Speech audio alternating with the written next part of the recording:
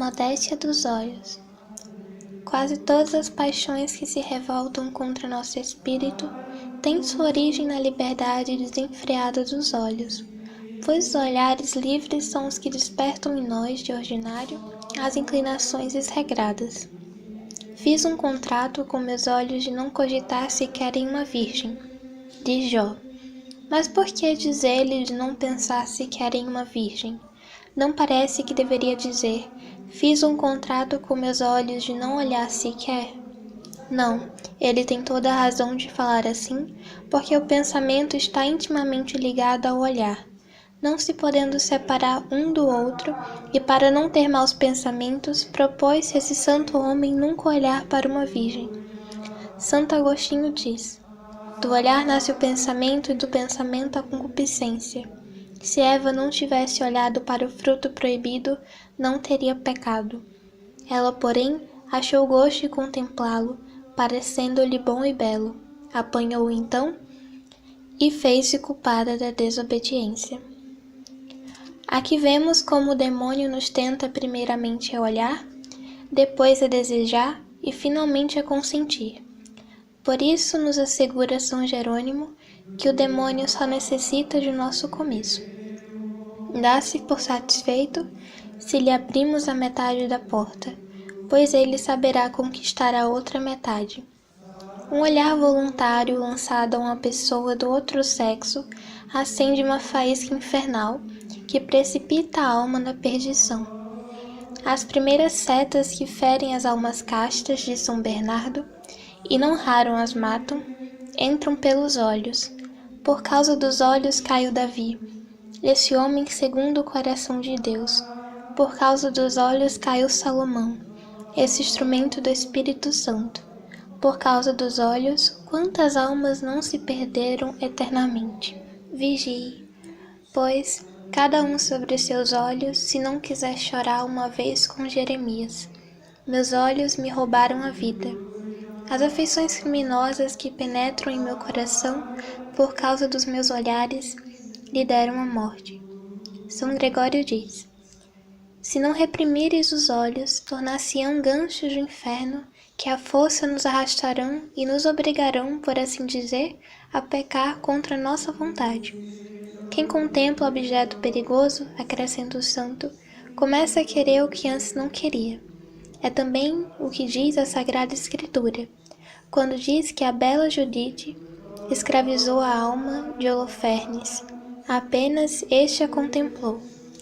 Sêneca diz que a cegueira é muito útil para a conservação da inocência. Seguindo esta máxima, um filósofo pagão arrancou-se os olhos para guardar a castidade, como nos refere Tertuliano. Isso, porém, não é lícito a nós cristãos se queremos conservar a castidade. Devemos, contudo, fazer-nos cegos por virtude, abstendo-nos de olhar o que possa despertar em nós os maus pensamentos. Não contemples a beleza alheia, disso origina-se a concupiscência que queima como fogo. À vista, seguem-se as imaginações pecaminosas que acendem o fogo impuro.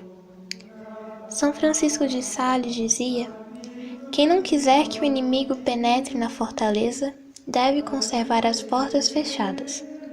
Por essa razão foram os santos tão cautelosos em seus olhares, por temor de enxergarem inesperadamente qualquer objeto perigoso, conservavam os olhos quase sempre baixos e se abstinham de olhar coisas inteiramente inocentes. São Bernardo, depois de um ano inteiro no noviciado, não sabia ainda se o teto de sua cela era plano ou abobadado. Na igreja do convento haviam 3 janelas, e ele não sabia, porque conservava os olhos baixos. Evitavam os santos com cautela maior ainda, pôr os olhos em pessoa de outro sexo. São Hugo, o bispo, nunca olhava para o rosto das mulheres com quem tinha de conversar. Santa Clara nunca olhava para a face de um homem. Aconteceu uma vez que, levantando os olhos para a hóstia sagrada durante a elevação, viu o rosto do sacerdote, com que ficou profundamente aflita. Julgue-se agora quão grande a imprudência e temeridade dos que, não possuindo a virtude de um desses santos, ousam passear suas vistas em todas as pessoas, não excetuando as de outro sexo, e querendo ainda ficar livres de tentações e do perigo de pecar. São Gregório diz que as tentações que levaram São Bento a revolver-se sobre espinhos provieram de olhar imprudente sobre uma senhora. São Jerônimo, achando-se na gruta de Belém, onde continuamente orava e macerava seu corpo com as mais atrozes penitências, foi por longo tempo atormentado pela lembrança das damas que vira tempo antes em Roma. Como, pois, poderemos ficar preservados de tentações, quando nos expomos ao perigo, olhando e até fitando complacentemente pessoas de outro sexo? O que nos prejudica não é tanto o olhar casual como premeditado, o mirar. Razão porque Santo Agostinho diz: se vossos olhos casualmente caírem sobre uma pessoa, cuja vista vos pode ser prejudicial, guardai-vos, ao menos, de fitá-la. E São Gregório diz: não é lícito contemplar ou extasiar-se com a vista daquilo que não é lícito desejar. Pois, ainda que expulsemos os maus pensamentos que costumam seguir o olhar voluntário, deixam sempre uma mancha na alma.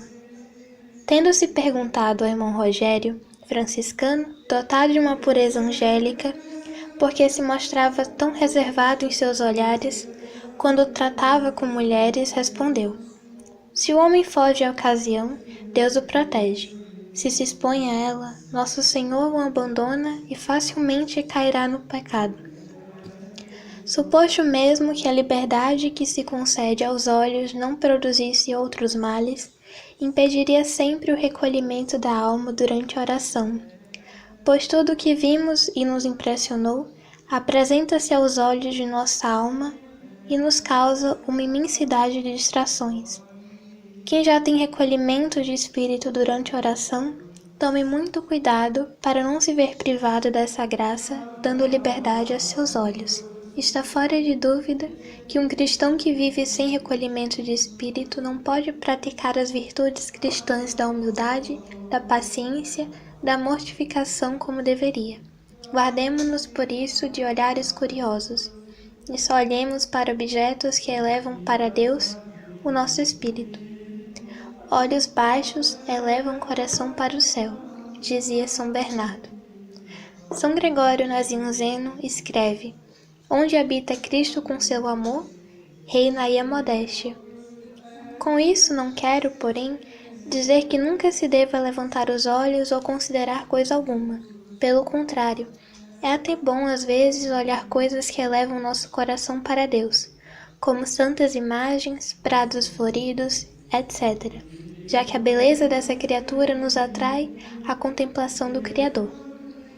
Deve-se notar também que a modéstia dos olhos é necessária não só para o nosso próprio bem, como para a edificação do próximo.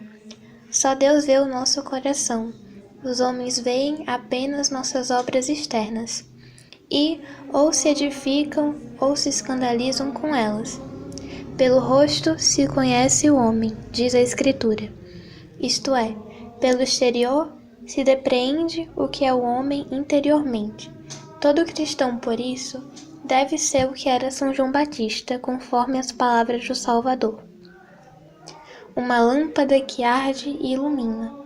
Interiormente deve arder em amor divino, exteriormente alumiar pela modéstia a todos os que o veem.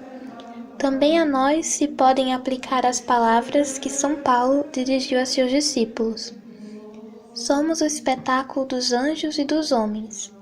A vossa modéstia seja conhecida de todos os homens. Pessoas devotas são observadas pelos anjos e pelos homens, e por isso sua modéstia deve ser notória a todos. Do contrário, deverão dar rigorosas contas a Deus no dia do juízo.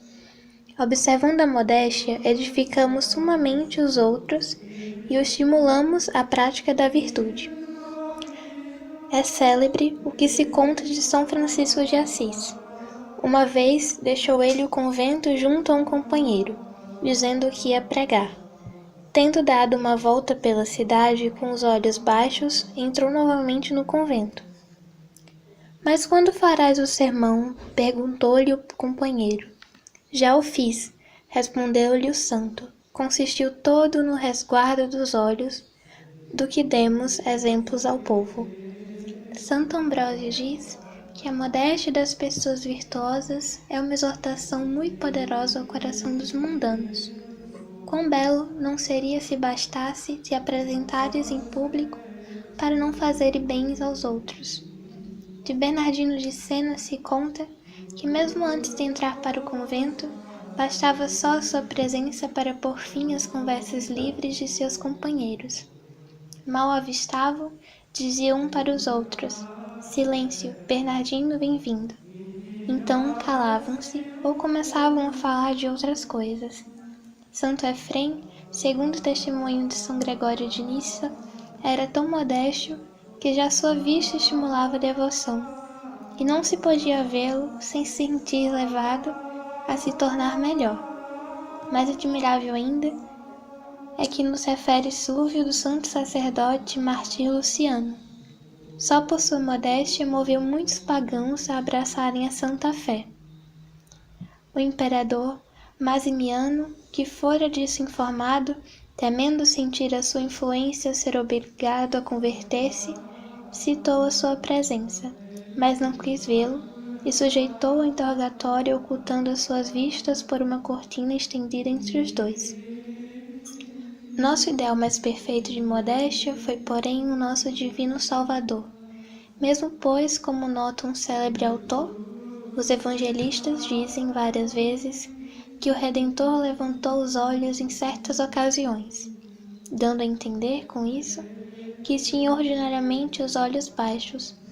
Por isso exalta o apóstolo a modéstia de seu divino mestre, escrevendo a seus discípulos: rogo-vos pela mansidão e modéstia de Cristo. Concluo com as palavras de São Basílio a seus monges: se quisermos que nossa alma tenha suas vistas sempre postas no céu, filhos queridos, conservemos nossos olhos sempre voltados para cima. De manhã, ao despertar, devemos já pedir com o profeta: afastai meus olhos, Senhor, para que não vejam a vaidade.